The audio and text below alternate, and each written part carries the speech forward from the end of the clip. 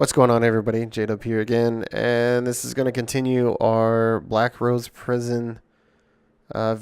This is going to be Arena 3, so without further ado, let's jump right into it. On the first round, first wave, you're going to have 4 BloodFiends and 1 Cold Mage. You can pull in every single one of those ads.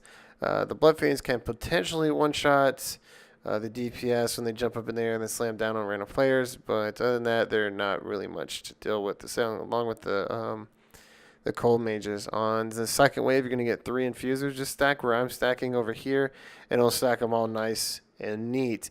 What you can do is put on wings, and it will reflect those light attacks that they do. Make sure you guys pull in those ads that spawn from the portals. You'll have these portals running around the arena. There's going to be 3 of them, and they spawn 3 random ads. On the third wave, what you're going to do is there's going to be 2 infusers and 1 gargoyle, so just make sure that you stack those 2 infusers. That way they can just get nuked down and get ready to bash them. So what the infusers do is they do kind of like a prayer phase, and basically what happens if you do not get that prayer phase off in time, they will enrage every ad that is up currently. And so just be aware of that. Make sure you get the bashes off. Now, coming in and starting on the second round, first wave, you're going to have 6 BloodFiends and 2 Infusers. So the BloodFiends are going to be running towards you. You can just sit there and talons them, and then grab the 2 Infusers and then run and stack them up. Now, shortly after that, you're going to get the second wave, which is going to be 2 Cold Mages. So just pull those in and just nuke all of those, and then make sure you're pulling the ads that spawn from the portals. Other than that, the last and final wave of the second round will be 1 gargoyle and 2 screeching bats. Now, the screeching bats don't really do too much of anything, just like annoying bugs. Here's what the gargoyles do. The gargoyles do like an light attack that applies bleed, so just be aware of that. They are super, super annoying, and they are kind of a pain to deal with. They do they do like a ground pound that shoots out a growing ground AoE at a target location. So just move away from that, and you should be fine. And they also do a heavy attack, so you can definitely dodge that. Just wait for his left arm to raise up in the air, then dodge throw, and you should be fine. And then starting on the third round, first wave, you're gonna have 2 infusers and 2 cold mages. Just stack those 2 infusers. And then pull the cold mages in, and then pull the ads in that spawn from the portals. You should be fine. Now, in this one, it kind of did glitch on us, but we got the second and third wave at the same time. We got 1 gargoyle, 1 infuser, 3 BloodFiends, and 2 cold mages. So just stack that that infuser, and then go ahead and stack everything else here. Now, I ended up dying because I started taking a lot of damage. I was trying to pull in ads on my staff bar and ended up getting wrecked. And as you can see, the rendering flesh right there, just the bleeds are just ridiculous. They tick so much in here. But anyways, you just kind of watch out for those. The portals, if you get stuck in one of those portals, it'll suck you down halfway, and it'll spawn 3 random ads. And so what you got to do is, if you don't kill those 3 ads that spawn from the portals, whether if you spawn them yourself from falling in the portal or they just spawn randomly, they will spawn a Bone Colossus, so be aware of that. Fourth round, first wave, we have 4 infusers, 2 screeching bats, and 2 BloodFiends. Just stack those 4 infusers up, and then just AoE everything down. You can probably jump an ulti here and should be fine. But yeah, if you don't kill those ads from the portals quick enough, you will die. You can put on reflective wings here, and it is awesome. It reflects every attack, so you're not going to sit there and take a bunch of damage. The second wave of round 4, you're going to have 3 cold mages, and you can chain these in. I just didn't have magicka to pull in most of them because we're not running a healer. And I'm having to get my own resources back since we're not running shards or anything either.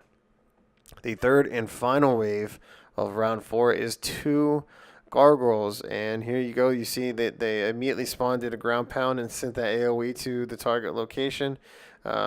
I dodge rolled way too quick. I really wasn't paying attention. I didn't think they were going to do the heavy attack too quick. So what I was trying to do is pull those ads in, quicker and more towards on me.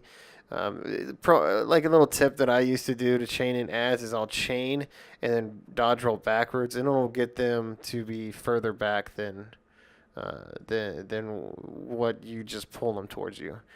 And then of course we got these two gargoyles here. Just make sure you try and dodge those, and then if you're running 2 stam or even have magic and night blades or something like that can heal you if you're running 3 DPS, definitely keep the heals going because they do a crap ton of damage and it's super annoying.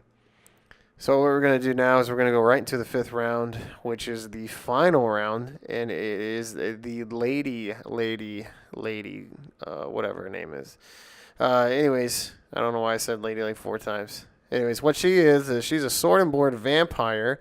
She does a ground attack that you can dodge roll, which is kind of like a reverb in a way, but does a ground attack to it. It can potentially kill the DPS, so be aware of that. If you don't dodge roll it and you take it, it'll knock you back. So just dodge roll it or move away from it. DPS can be killed by that, so be aware of that. She will then summon bats on the tank. So if you have the boss taunted, she'll summon bats in you. So just be aware of that and just be ready to move as quick as possible. She will then summon an infuser around 75%. And basically, you just pull the boss on top of them and just nuke everything down. She then will pull her left arm back and then start to channel a random player. It could be the tank, could be the DPS or healer.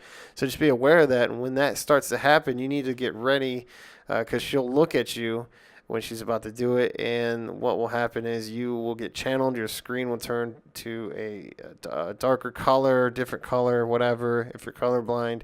And you just need to get in those portals that are hovering around. And it's going to spawn those 3 ads. If you don't jump in the portal with that channel attack on, you will end up killing yourself that way. So just make sure you are paying attention to where all the portals are. Around 55%, she'll spawn a giant skeleton, depending on how good your DPS is. And once that is spawned, it will guard the boss, and you cannot damage the boss when that's up. So definitely make sure you kill the skeleton as soon as it pops up, and you should be good to go as far as damaging the main boss. And let's see, the skeleton will also do a heavy attack on you. So as soon as he raises his right hand up in the air, you can dodge roll, and that way you won't get one shot by his heavy attack. DPS will get one shot. Tanks, if you're holding block, you'll just get knocked back. Other than that, she will also do a vampire skill, like Invigorating Drain, where she targets you, sucks your blood, and it stuns you. Well, you can bash that if you are not the one being channeled by that attack.